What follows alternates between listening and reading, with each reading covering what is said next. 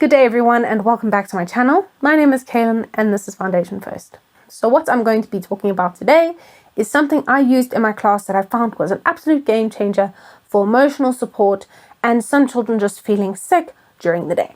If you are a teacher, especially a teacher of young children, you know children can be very emotional. If they're sick, which happens often, sometimes you know yourself, sometimes you just need to lie down for a little bit. Sometimes you just need a hug and you don't necessarily need to go home. This is a struggle that teachers face often. They can see that the child maybe has a bit of a stomach ache, maybe they ate too fast, or they've got a headache, maybe they need a bit of water, they need to lie down and rest till it passes. This is a balance that teachers really have to make because we don't want to just assume every time a child is ill that they're faking it or it's not serious. This is a very delicate balancing act because we need to take it seriously if a child's not feeling well, and we need to know if a child is using it as a strategy, maybe because of anxiety or not wanting to be there, homesickness, or if they just have a stomach ache and they just, need to lie down. They don't necessarily need to go home.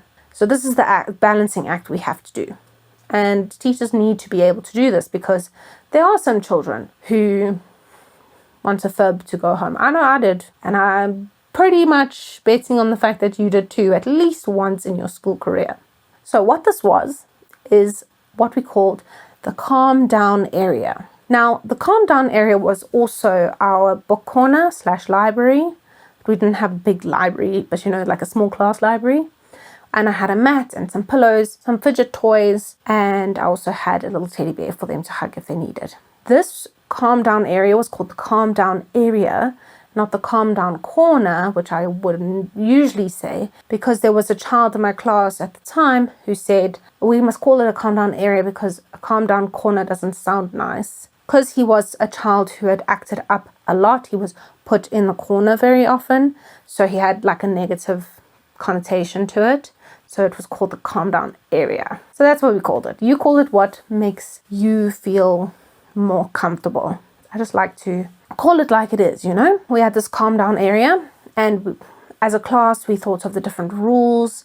It's quiet voice, they weren't allowed shoes in there, they had to keep it nice and tidy and clean up when they were done, and if they didn't look after it, they'd lose the privilege of having the calm down area open for the day. So we'd close it until the next day. I would use this calm down area as a space for a child who's feeling very overwhelmed, feeling overstimulated, or for a child who was feeling sick. So when I saw this work well, I actually went to observe a teacher in another school, and a child would come to her, say that they feel sick, and she would really just feel so sorry and let the child lie down for a bit.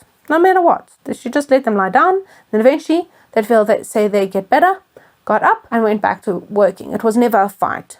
And I thought that's such a nice approach, because often teachers are thinking that the child's fibbing, or no, they must get on with it, they need to have work to do, they're wasting time. But this was a lovely approach to see the children, understand that sometimes we do just need to lie down and to just recalibrate and get back into it. And I remembered that for a few years after that, and then decided to try it myself. I found that this strategy worked really well in my class. If a child's stomach was sore, they went to lie down in the calm down area. They were overwhelmed. If they were also making bad choices and being unkind and rude to me or somebody else, I would give them a chance. I'd say, I see you not being the boss of your words, the boss of your body.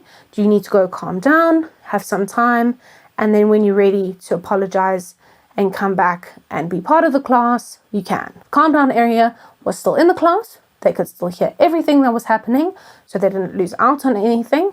And then this was just to give children a sense of ownership, but also give them space to calm down if they need to and recalibrate. I know I need that sometimes if I'm feeling overwhelmed and overstimulated, that I need to calm down. I need to go to a certain place. I need to relax, because sometimes we're in a space where nothing that comes out of our mouths is going to be very kind, and we need to walk away and then come back. Then we can think a little bit more level-headedly. So there you have it. If you have any more questions on this calm down area and how to implement it in your home or at school, please let me know. And if you found it interesting, give it a like and subscribe for what's coming next. Thank you so much, and I'll see you on my next one.